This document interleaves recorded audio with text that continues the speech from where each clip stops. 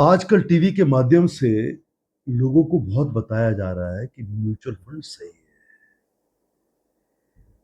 इसका मतलब डिटेल में आपको समझना बहुत ज़रूरी है। लेकिन जब भी आप म्यूचुअल फंड में इन्वेस्ट करें, तो आप सिर्फ यानी कि सिस्टमेटिक इन्वेस्टमेंट प्लान के माध्यम से करें। इसका मतलब क्या है, वीकली भी सिप होती है, आपने 100 रुपये महीना, 500 रुपये महीना। जिन लोगों ने म्यूचुअल फंड की इन्वेस्टमेंट को टेस्ट आज तक नहीं किया है, हम उनको आज एक बड़े थंब इंप्रेशन के साथ एडवाइस करते हैं कि आप म्यूचुअल फंड में पैसे को लगाना सीखिए। अब क्वेश्चन ये राइज होता है, हर आदमी पूछता है मैं कौन से फंड में पैसा लगाऊं, ये तो मुझे पता ही नहीं। म्यूचुअल फंड तो समझ में आती है, लेकिन कौन से फंड में लगाऊं? टू स्टार्ट विद, आप डायनेमिक एसेट एलोकेशन, जिसको बैलेंस्ड एडवांटेज फंड भी कहते हैं, उसमें आप पैसा लगा सकते हैं। जितने भी बड़े बड़े फंड हाउसेस हैं, ICICI pru, HDFC, State Bank of India, Canara Bank, हर किसी का आपको बैलेंस्ड एडवांटेज फंड जरूर मिलेगा।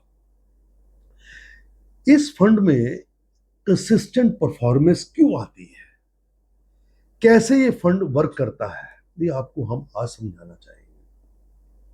देखिए, बैलेंस्ड एडवांटेज में सबसे बड़ा एडवांटेज क्या है? जिन लोगों को ये होता है कि मैं भैया शेयरों में इन्वेस्ट नहीं करना चाहता, प्लीज, शेयर मार्केट एक जुआ है, मुझे पैसा इसमें नहीं लगाना।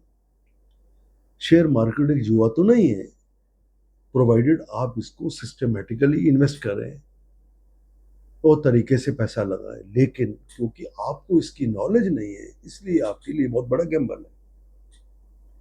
बैलेंस्ड एडवांटेज फंड में क्या होता है कि कई तरह के एसेट्स में, जैसे कि equity shares, debt fund, government bonds, real estate, इन सभी में पैसा डायनेमिकली, यानी कि कब किस में शिफ्ट करना है पैसा, वो फंड मैनेजर अपनी नॉलेज के हिसाब से, पास परफॉर्मेंस के मुताबिक, फ्यूचर आउटलुक के मुताबिक वो पैसे को रीएलोकेट करता रहता है।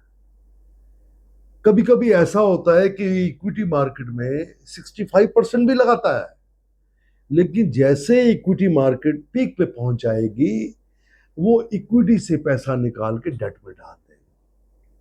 तो पता लगा कि इक्विटी में 35% ही रह गया, और डेट में अपना रिस्क प्रोफाइल के मुताबिक पैसे को प्रोटेक्ट करते हुए कमा के डेट में डाल देगा।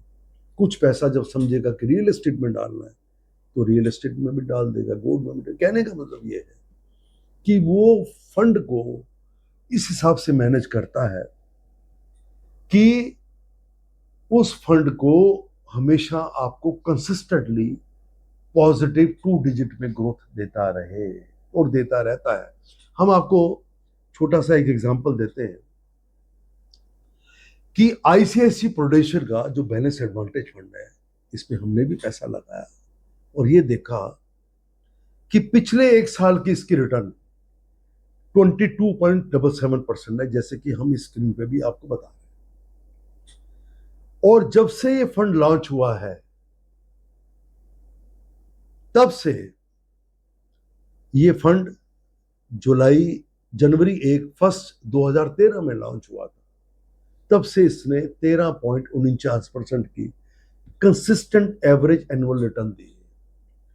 आप मान के चलिए, पिछले 5 साल में तो ये फंड डबल हो चुका है। बगैर रिस्क उठाए अगर जिंदगी में इससे बड़ा आप क्या चाहेंगे? जो एचएनआई है, किसी ने 5 करोड़ लगाया और 5 साल में 10 करोड़ हो गया, और उसको क्या चाहिए? क्या बैंक की एफडीआर में इतना पैसा बनता है? नहीं बनता। दूसरी बात, अगर आपके फंड में पैसा डबल हो गया, तो कोई टीडीएस तो कटना नहीं, पैसा इन्वेस्टेड है। जब आप विड्रॉ करेंगे तब आपका टैक्स लगेगा, उससे पहले टैक्स भी नहीं लगना, पैसा इन्वेस्टेड है। बैंक की फिक्स डिपॉजिट में एक बहुत बड़ा नेगेटिव क्या है कि बैंक उसमें टीडीएस काट लेता है 30,000 से ऊपर, और काट के आपके जो 26 एएस फॉर्म में रिफ्लेक्ट करता है कि मैंने टीडीएस इतना काटा।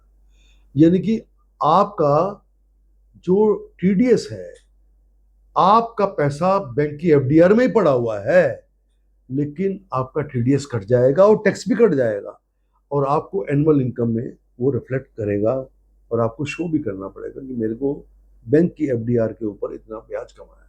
जबकि म्यूचुअल फंड में ऐसा नहीं है, पैसा पड़ा हुआ है तो it is not subject to be tax, it will be taxed only when you withdraw the money. तो ये बहुत बड़ा एडवांटेज है, when you redeem it, I mean to say. तो ये प्लीज इसको समझिए, बहुत ही अच्छा फंड है। हम कई लोगों को ये भी कहते हैं कि आप म्यूचुअल फंड में अगर आपकी इनकम थोड़ी भी है, कुछ फंड हाउसेस जैसे एचडीएफसी है, वो 100 रुपए से भी इन्वेस्टमेंट करवाना सिखाता है। एक बार आपको हैबिट पड़ेगी इन्वेस्टमेंट करने की, then you will, once you have got a conviction कि ये ग्रो करता है, तो then will see it will grow tremendously. और आजकल तो ये, क्योंकि इक्विटी मार्केट बूम पे है, कई फंड हाउसेस ने तो even up to 50 to 60% annualise भी म्यूचुअल फंड में कमा के दिया है। मैंने बोला ना, उनको कमाने का तरीका आता है, they are the professionals in this field. तो why not to trust an in professional instead of applying your own brain. अगर आपको नहीं पता तो क्यों करते हो आप शेयरों में डायरेक्ट इन्वेस्ट, आप म्यूचुअल फंड के थ्रू करिए। तो ये आप आपको एक फंड के बारे में आज बताया है, इसकी स्टडी आप करिए, नहीं समझ में आता आप हमसे समझिए, हमको समझाइए।